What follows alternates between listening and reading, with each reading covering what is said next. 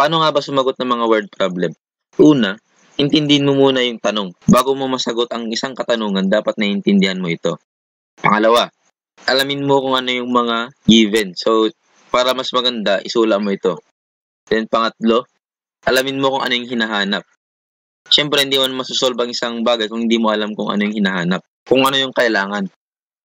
Then, pangapat, alamin mo kung ano yung formula sa problem na yun. Pag natukoy mo na lahat ng mga bagay na yun, pwede mo na siyang isolve.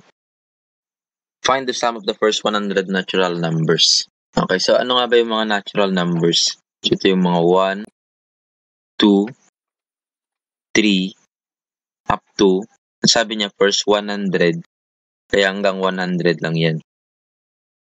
Okay, so hanapin daw natin yung sum nila. Anong klaseng sequence ba to?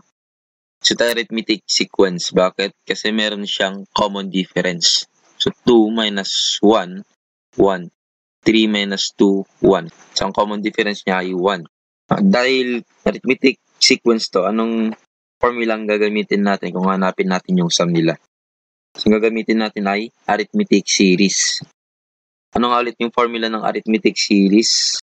Yung formula ay n over 2 times the quantity of 2a sub 1 o first term plus n or number of terms minus 1 times the difference, the common difference. So, yun yung formula natin sa arithmetic series. Sa sequence na to, ano nga ba yung n natin? Siyempre, that is 100 kasi sabi niya, first 100 natural numbers. How about yung first term? Siyempre, 1 yan. And then, yung common difference. So, kuha tayo na magkasunod na number. 2 minus 1. Ang sagot ay, so, ang common difference niya ay 1. Okay, so substitute na natin. So, n. Ano yung n natin? So, itong n natin, number of terms, 100 yan. Okay, so, n. Substitute na natin. So, ano yung n? 100 over 2 times 2 times first term, 1 plus n, 100 minus 1 times the common difference is 1. Okay, then 100 divided by 2, that is 50.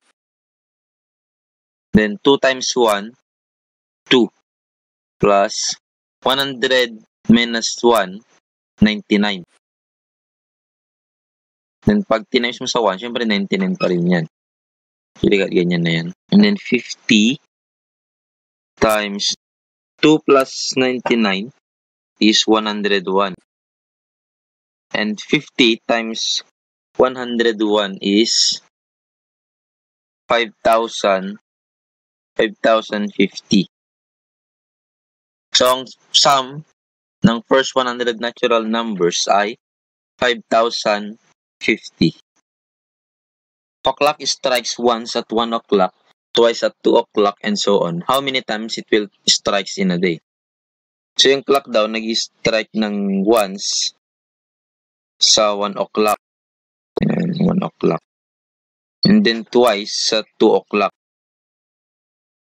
Sa 3 o'clock kaya? Ilang beses kaya mag-strike yung clock? So, 3 yan. So, ang sequence ay 1, 2, 3, hanggang 12.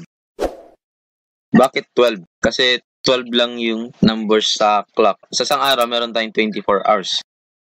Pero yung nasa clock, 12 lang. So, paano yun? So, ilang beses ba umiikot yung orasan sa isang araw? So, 2 beses. So, magta-times 2 tayo. Yan ang magiging 12 times 2. Ang tanong ulit, how many times?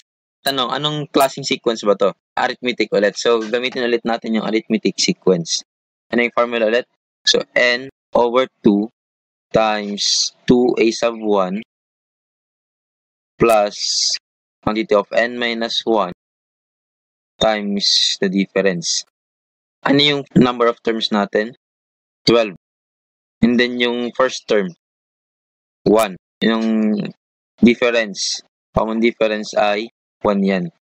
So, 2 minus 1 is 1. Okay, so substitute na natin. So, n is equal to 12 times I over 2 times 2 times the first term is 1 plus n natin is 12 minus 1 times the common difference is 1. 12 divided by 2 is 6. And then 2 times 1, 2. Plus 12 minus 1 is 11. 11 times 1 is 11 pa rin. And then 6 times 2 plus 11 is 13. And then 6 times 13 is 78. So 78 na ba yung sagot? Hindi pa. Kasi yung 78 na yan, 12 hours lang yan. Ilang oras ulit meron sa isang araw? 24. Pero 12 lang to. So 12 times 2, 24. So yan ay magiging 78 times 2. And that is 156. So yan na yung sagot. 2017, the number of students in a small school is 600. It is estimated that the students' population will increase by 5% each year. Estimate the student population in 2020. So, ano nga ba yung mga given? So, sabi dito, 2017. And then may 600. Meron ding 5%, 2020. Then yung mga numbers na nakikita nyo. So, sabi dito, yung number ng students daw sa isang school ay 600. And kada year, madadagdagan ito ng 5%. So 2020, ilan na daw yung estudyante nila? Yung estimated students nila. Okay, so yan yung 600. Ano nga ba yung 600 na yan? Yan yung partial number of students. Okay, then ano naman yung 5% na yan? So yan yung rate. Then meron tayong 2020,